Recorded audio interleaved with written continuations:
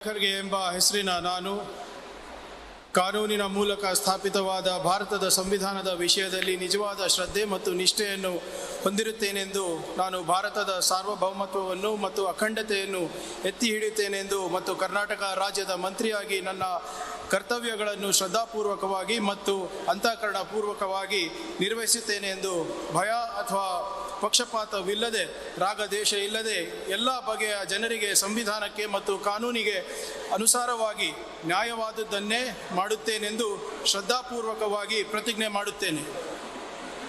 ನಾನು ಪ್ರಿಯಾಂಕ್ ಖರ್ಗೆ ಎಂಬ ಹೆಸರಿನ ನಾನು ಕರ್ನಾಟಕ ರಾಜ್ಯದ ಮಂತ್ರಿಯಾಗಿ ನನ್ನ ಪರ್ಯಾಲೋಚನೆಗೆ ತರಲಾಗುವ ಅಥವಾ ನನಗೆ ತಿಳಿದು ಬರುವ ಯಾವುದೇ ವಿಷಯಗಳನ್ನು ರಾಜ್ಯದ ಮಂತ್ರಿಯಾಗಿ ನನ್ನ ಕರ್ತವ್ಯಗಳ ಯುಕ್ತ ನಿರ್ವಹಣೆಗೆ ಅಗತ್ಯವಾಗಬಹುದಾದ ಸಂದರ್ಭದಲ್ಲದೆ ಅನ್ಯಥಾ ಯಾರೇ ವ್ಯಕ್ತಿಗೆ ಅಥವಾ ವ್ಯಕ್ತಿಗಳಿಗೆ ಪ್ರತ್ಯಕ್ಷವಾಗಿ ಅಥವಾ ಪರೋಕ್ಷವಾಗಿ ತಿಳಿಸುವುದಿಲ್ಲ ಅಥವಾ ಬಹಿರಂಗಪಡಿಸುವುದಿಲ್ಲ ಎಂದು ಶ್ರದ್ಧಾಪೂರ್ವಕವಾಗಿ ಪ್ರತಿಜ್ಞೆ ಮಾಡುತ್ತೇನೆ.